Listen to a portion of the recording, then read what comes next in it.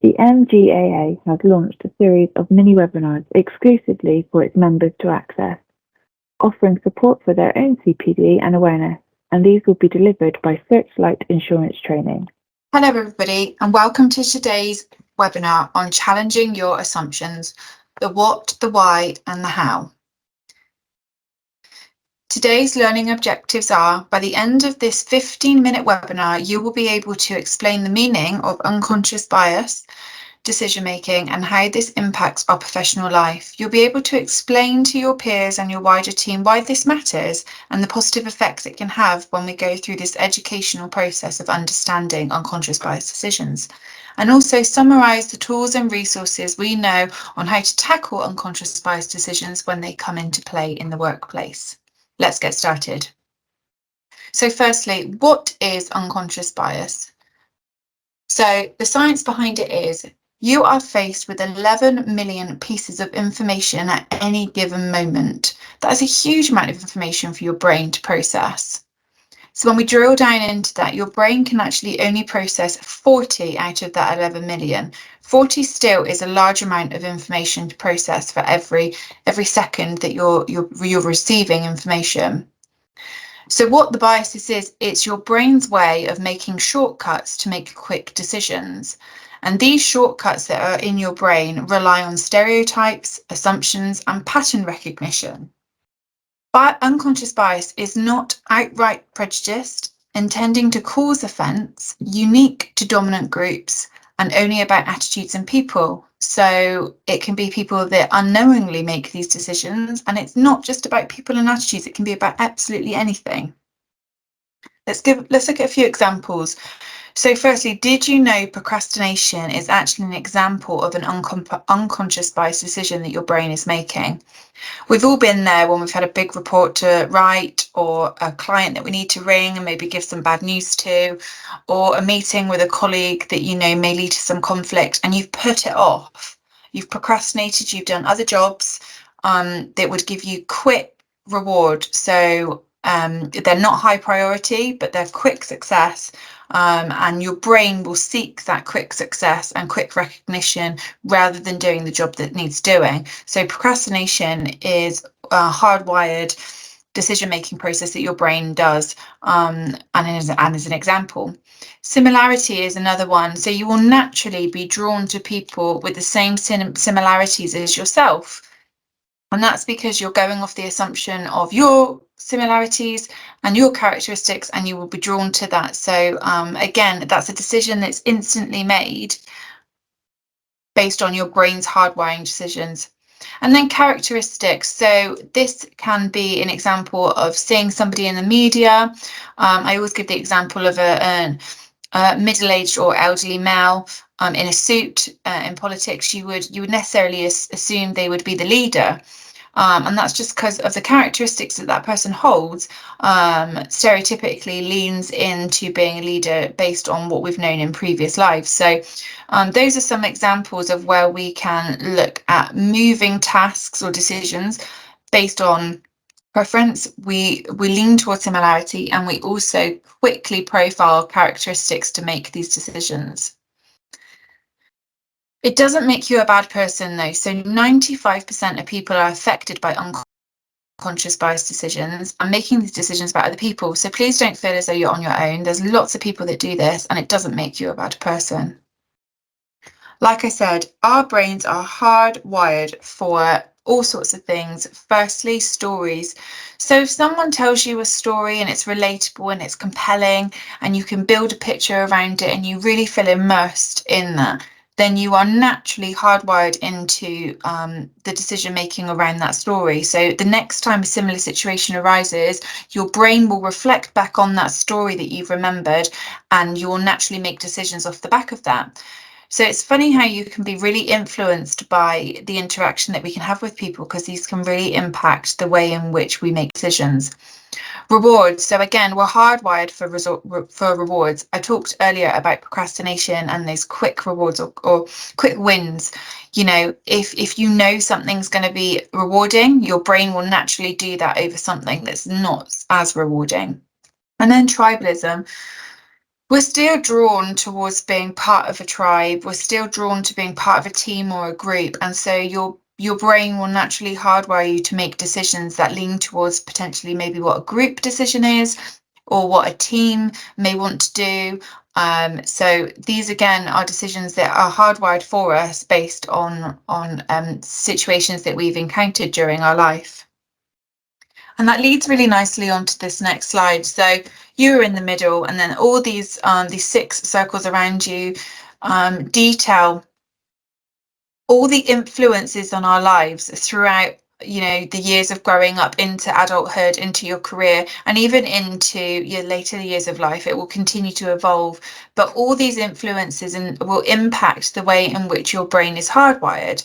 So, for instance, how you were brought up, how your family dynamics are, your family ethics, that will be hardwired into your brain, into making decisions. The media has a huge impact on how we make decisions.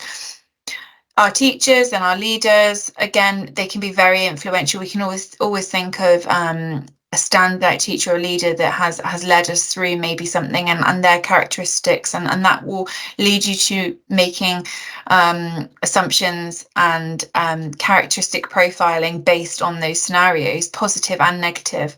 Our friends have a huge impact in our circle in which we communicate, and then culturally, our background, where we're from, our country that we grew up in, or where we moved to. So all these things have a huge impact on us, and it's worth just taking a moment just to think about that and how that can impact your unconscious bias decisions. So how does this affect us in our lives, specifically in our professional life? So assumptions can damage working relationships.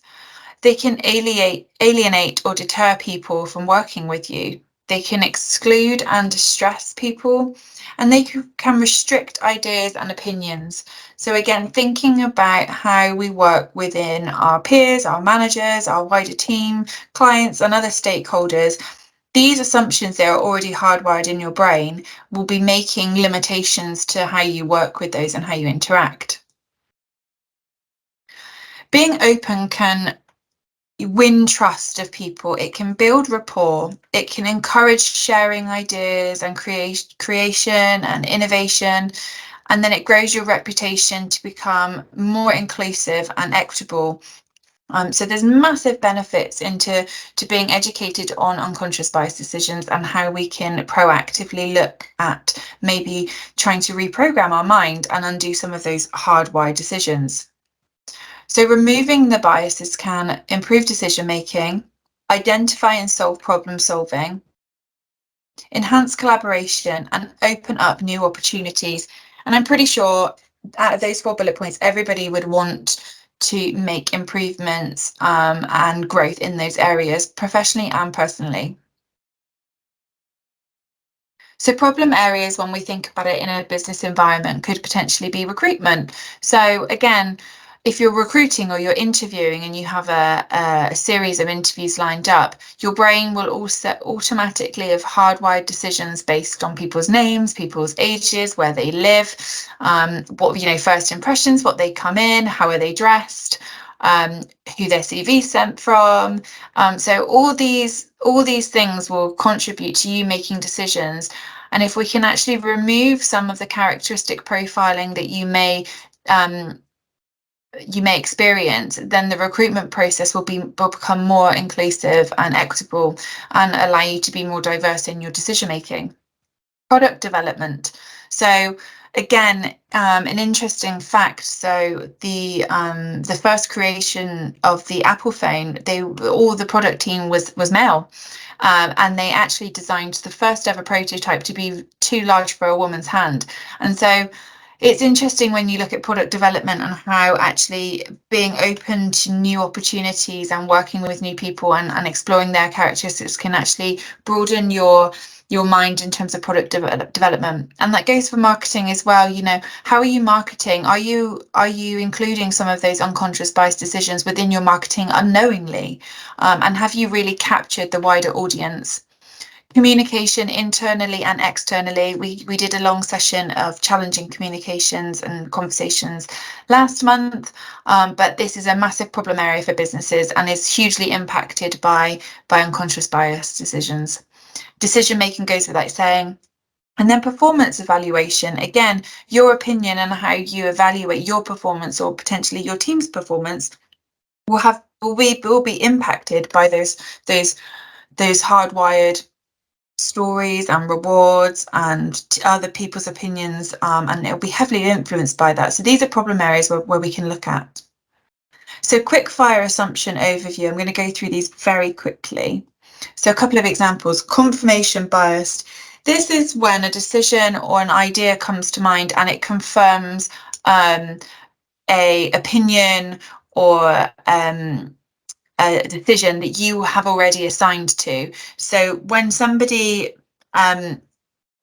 confirms your decision, whether that's right or wrong, that is called confirmation bias, and it almost leads you to make a quicker decision because it confirms what you've already thought you knew. Anchoring effect. This is very interesting. This is when a decision will be heavily relied on a number. So it's when placing a number on a decision, such as a scoring on an appraisal form or providing a salary banding for a new vacancy potentially. By giving it a numbering, you're anchoring that decision based on the number, and you will naturally be influenced to sway towards that number. If the number wasn't there, science has proven that you would make a different decision. So it's really interesting when to bring in numbers, whether that's scoring, scaling, banding. Just think about all opportunities within the workplace where you could potentially put some matrix against decisions and how that influences the decision.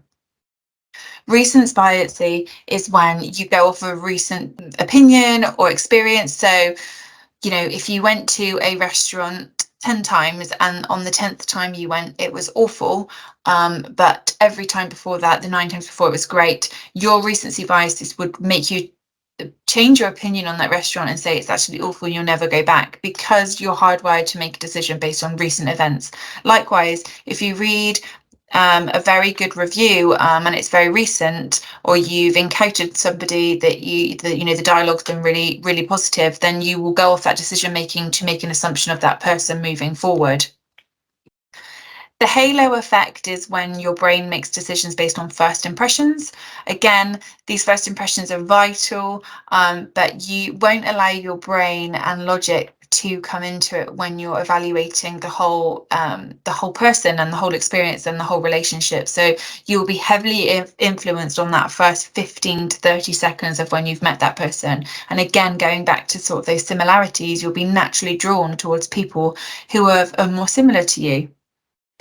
Sunk cost bias is when you have invested a lot of cost, and whether that's energy, time, money, production, all of the above. If you've invested a lot into a decision, even if you know logically it's not the decision to go for, because of this unconscious bias decision to keep investing because you have already contributed so much, your brain will naturally tell you to keep going.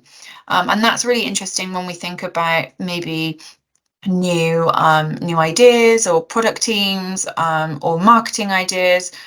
Sometimes it narrows our thought process in actually thinking of the bigger picture and actually taking a holistic view, because you're so invested in one area. So now we've talked through what it is and how it affects your professional life and some examples. Let's just quickly talk about some action points to take away with you today. Firstly, you may have not heard of the chimp brain. This is also known as your inner voice. So The Chimp Paradox by Steve Peters is an amazing book, and it's called Control Your Chimp. And it's really funny how our inner voice really, really affects the way we make decisions. There's a bigger piece on neurolinguistic programming, which is extremely interesting. And this talks about your inner voice. So if this is an area that really interests you, I would definitely recommend this book. But just think about how you talk to yourself in those situations, and are you automatically leaning into those assumptions already, or are you trying to be open-minded? The next one, inclusive language, is very important. So neutral pronouns, grouping people together, such as everybody and people, not guys. Avoid stereotypes. So we see this all the time, someone has won an award and it's a woman, oh, we'll get them flowers. It's a man, we'll get them some beers. Try to move away from those stereotypes, try to open your mind, stop taking the decision making process is the easy route, and if in doubt, just ask. So the inclusive language piece is really about opening your mind up to all opportunities. Next, you've got group decisions. So naturally people think the bigger the group, the better the power behind the mind of making decisions, but actually science has told us that that's not the case. Sometimes group decisions have a negative impact on how we work. So you can get this thing called groupthink, which is basically everybody trying to think the same, and that can be down to peer pressure. So you could have somebody within that room that has a great idea, but because it's really out there and goes against the grain of the other people in the room, they won't naturally speak up. So think about that when you're making decisions or you're going on new projects or you've got a client meeting. Think about who's really needs to be involved in that decision making. And always think about having the leadership effect. Do you need the leader or the manager in the room? And that, because that will make a huge impact on how people make these decisions, and they'll be naturally led into certain hardwired decisions. So think about that when we're making decisions. Seeking value is very important.